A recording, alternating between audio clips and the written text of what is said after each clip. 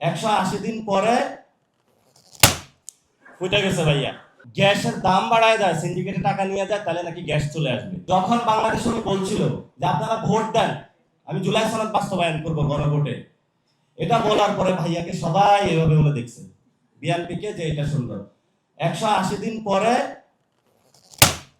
ফুটে গেছে ভাইয়া। যে আমি হলো সিরিয়াল ধরে সারা রাত হলো গ্যাস পাই না, সিএনজিটা হলো দাঁড়ায় আছে। আপনারা যে কোনো পেট্রোল পাম্পে যাইবেন, সিএনজি স্টেশনে যাইবেন, কোথাও গ্যাস নাই, সরকার গ্যাস দিতে পারতেছে না। তো একজনকে জিজ্ঞেস করলাম যে কাহিনীটা কি ভাই? বললো কাহিনী হলো যে প্রথমে তেল দেয় নাই, পরে তখন হলো এটা যে সিন্ডিকেট যারা আছে হাওয়া ভবনের, এদের পকেটে যখন টাকা ঢুকছে তখন হলো তেল চলে আসছে। তো এখনো বলতেছে যদি ভবিষ্যতে আমাদের গ্যাসের দাম বাড়ায় যায়, সিন্ডিকেটে টাকা নিয়ে যায়, তাহলে নাকি গ্যাস চলে আসবে। তা আমরা আশা করব যে সরকারের এইসব ছল ছাতুরি না করে ভবিষ্যৎ বাংলাদেশে গ্যাস, বিদ্যুৎ, পোশাক শ্রমিক যারা রয়েছে তাদের সমস্যার সমাধান করতে হবে, যারা পরিবহন খাতে রয়েছে তাদের সমস্যার সমাধান করতে হবে। আরেকটা বড় সমস্যা হচ্ছে, সেটা হলো পুরো বাংলাদেশের কৃষকদের মধ্যে হাহাকার। সারের বস্তা 1300 টাকা, ইউরিয়া সার, সেই 1300 টাকা সার ওইখানে কিনতে হচ্ছে 1800 টাকা। তো আমি একজন কৃষককে জিজ্ঞেস করলাম টাকাটা কই?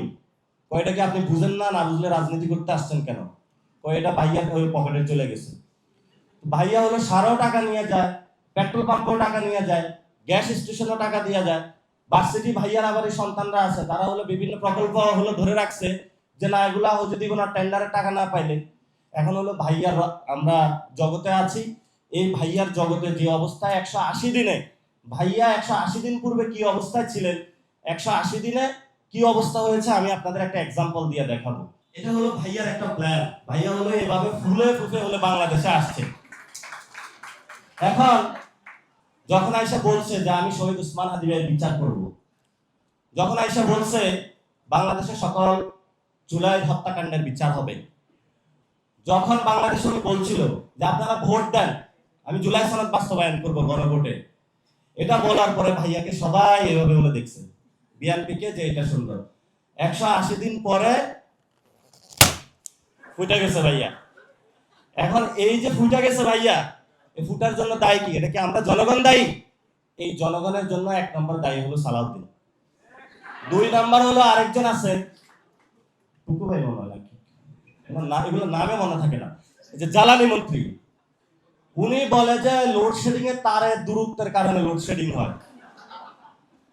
তারপরে ওনাদের আরেকজন আছেন অর্থমন্ত্রী। অর্থমন্ত্রী হলো ইসলামী ব্যাংক দখল করতে গেছে। তারপরে ওনাদের একজন স্বাস্থ্যমন্ত্রী আছেন, উনি হলো আদ্দিন হসপিটাল দখল করতে গেছেন। একজন এডুকেশন মিনিস্টার আছে, উনি ছাত্রদের বললো ব্রয়লার মুরগি, এবং বললো এটা আমি আমার মেয়েকে বলছি, তোমাদের বলি নাই। তাহলে তো আরো বড় অপরাধ করেছিল।